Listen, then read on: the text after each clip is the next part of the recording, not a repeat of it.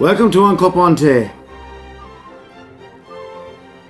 You know, one of the things that can be the most disheartening for an enthusiastic Christian is when you are inviting other people to come to church. Hey, won't you come with me to church? No. Do you know what one of the most frustrating things is? Is being a friend of an enthusiastic Christian who's always trying to invite you to church.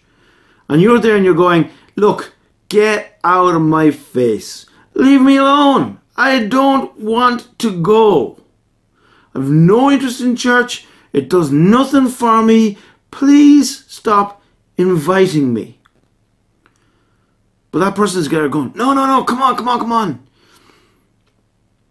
Hey, are you up for a road trip? Where are we going? Not telling you.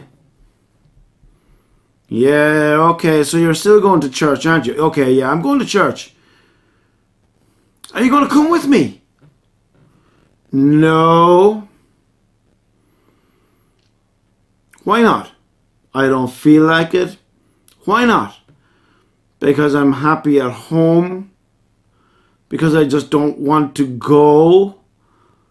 Because God means nothing to me. Because church is boring.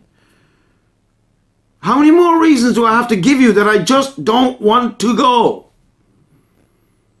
Is that you? Is that how you feel? Psalm 122 is one of my favourite psalms. Just the first verse is one of my favourite verses. I rejoice with those who said unto me, come, let us go to the house of the Lord. Because there's a guy, and he did not want to go to church. He didn't want to go. We don't know the reasons to why he didn't want to go, but he just didn't want to go. Because we know that just by the very way he goes and speaks in the psalm. I rejoice with those who said unto me, come, let us go to the house of the Lord. In other words, he was quite happy where he was with a big do not disturb sign. Leave me alone. But his friends, his mates came along and said, hey, come on, come to church with us. We'll bring you. So he went. Now, it's one of those psalms, a psalm of ascents, which is a travelling song. You know, on the road again, a travelling song. One of those songs that was drive-time music of the old Israelite people as they were heading to the tabernacle. And so there's this one, they're heading to Jerusalem. The temple hadn't been built yet because David was the author of this psalm. And he's been motivated and encouraged by people to come. Let's go up to Jerusalem. Let's go worship the God. Let us go to the house of the Lord. But there's a group of people that are encouraging him to go. Now I want to speak to you. If you're somebody and you're that encouraging soul, and you're getting pushed back, and you're getting pushed back, and you're getting pushed back, what I'm saying, look at this psalm. Don't give up. Don't give up encouraging and asking people to go. Because that's what this person did, was they didn't give up. The group of them didn't give up. They were like, come on, let's go to church. Why don't you come with us to church? Eventually this fellow goes and says, okay, I'll go with you to church. I'll go with you to the house of the Lord. You might be sitting here going, Nigel, this is the weirdest cupán we've had yet. Why would I want to be listening to this, and why would I want to go to church? Don't you know church is dead? Don't you know church is full of hypocrites? Don't you know that church is a bygone thing? It's in the past. Why would you even want to go there? I mean, you can go shopping instead. It's much more fun. Here's the reason why it's important to go to church. Because we end up rejoicing together in the presence of God.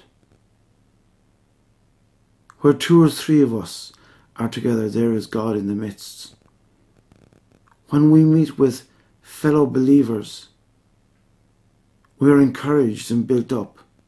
And if you're someone and you're like this guy who's in the psalm, you just don't want fellowship. You You just don't want to go to the prayer meeting. You just don't want to go to that Bible study. You just don't want to go to that church service. You just don't want to even meet Christians.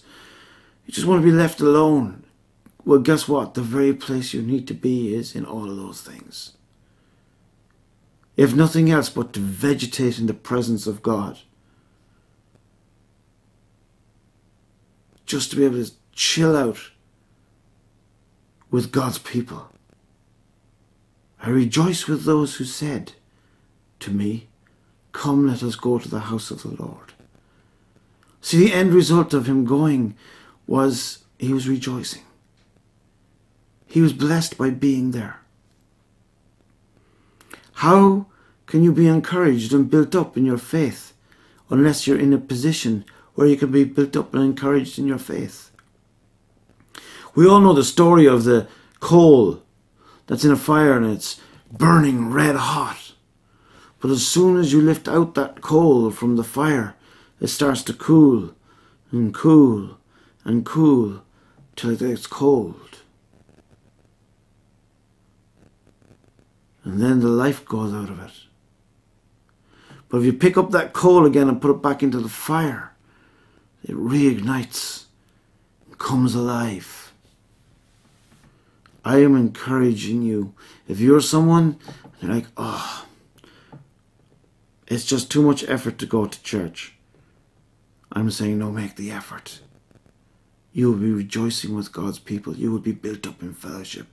Because that's what happens. We encourage one another. We spur one another on. We build one another up. We edify one another. We have fellowship one with another. So I'm saying go. If you're someone and you're encouraging somebody to come, don't give up encouraging. Don't give up asking. Because you know why? You know what the end result is going to be. You know that if they go, they are going to be encouraged. They are going to be blessed. They are going to be built up. They are going to be edified by being there. So don't give up asking. Yeah, so when we look at this one verse, there's the guy who didn't want to go. When we look at this one verse, we see the group of people who are inviting him to go. When we look at this one verse, we see them rejoicing together. Let me ask you a question. What is it that brings you joy? Truly brings you joy. Sitting at home, looking at the TV does not bring you joy. It brings laziness. What brings you joy?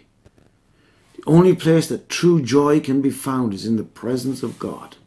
Because the joy of the Lord is our strength. Scripture says, do not give up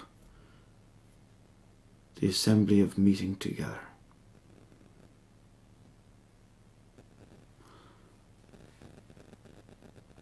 Where are you? Are you the one needing to be dragged along? Are you the one who's doing the encouraging and building up? Or are you all together worshipping God? Because where 2 or 3 are gathered in his name, there he is in the midst. If you want to meet God, you need to meet with his people. If you meet with his people, you will meet God. Because he's there. Think about that. I rejoice with those who said unto me, come, let us go to the house of the Lord. Are you coming to the house of the Lord? Will I see you there? I hope so.